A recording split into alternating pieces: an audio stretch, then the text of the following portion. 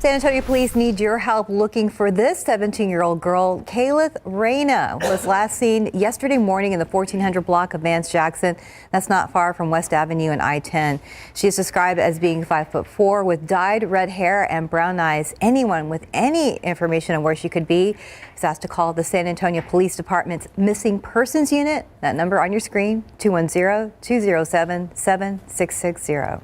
A crash leaves one person dead. 3 people are in hospitals. A crash happened around 3:30 Sunday afternoon at I-10 at Crossroads underneath the highway.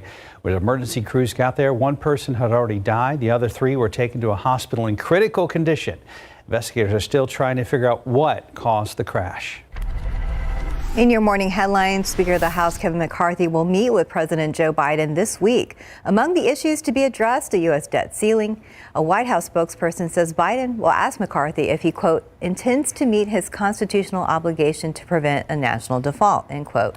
24 Senate Republicans, including several freshmen, said in a letter to President Biden that they will not back a debt ceiling increase without at least equal spending reductions imposed. The answer to that question may come after the Biden-McCarthy meeting. Early this morning, the White House press secretary said the 2 men would meet on a range of topics and insisted that raising the debt limit was, quote, not negotiable. The man who stopped the gunman in the Monterey Park shooting in California has received a high honor, the Medal of Courage. Brandon Say was given the honor this past weekend by the city of Alhambra, California. Say confronted the gunman who opened fire at a dance studio. 11 people died, nearly a dozen others were hurt. Police say his bravery prevented more bloodshed. Say has received nationwide attention for his heroic actions.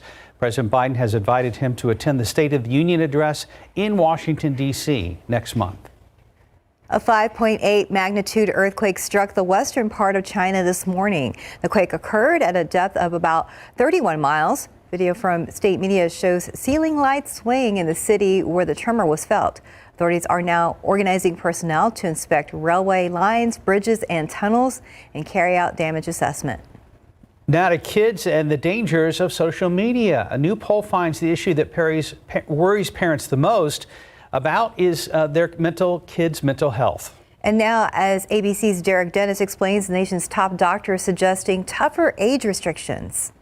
This morning, the U.S. Surgeon General taking a stand against kids on social media, saying 13 is still too young. I personally, based on the data I've seen, believe that 13 is too early.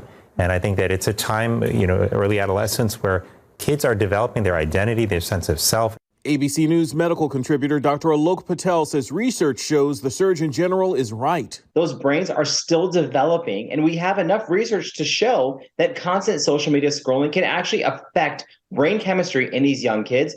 There's plenty of research to suggest that social media, especially social media addiction, can have a negative impact on teens' mental health, increasing risk of conditions such as anxiety, depression, body dysmorphia, disrupting sleep, schoolwork. Teens are even exposed to misinformation, hate speech, cyberbullying, and predators out there who want to manipulate teens and get their identity and their privacy. This teen told us images she saw on social media left her feeling inadequate. It's just so stressful to pick one picture that has to be perfect. When it comes to age, most of the popular social media apps are ages 12 and up. Only Twitter has a 17 and older requirement. Industry executives point out social media's benefits. The research that we've seen is that using social apps to connect with other people can have positive mental health benefits. But many experts and parents insist restraints are needed. I simply do not think we have the ability to keep every teen out there from getting on a device and lying about their age. But I think it's important that we have a transparent, necessary conversation about the risks,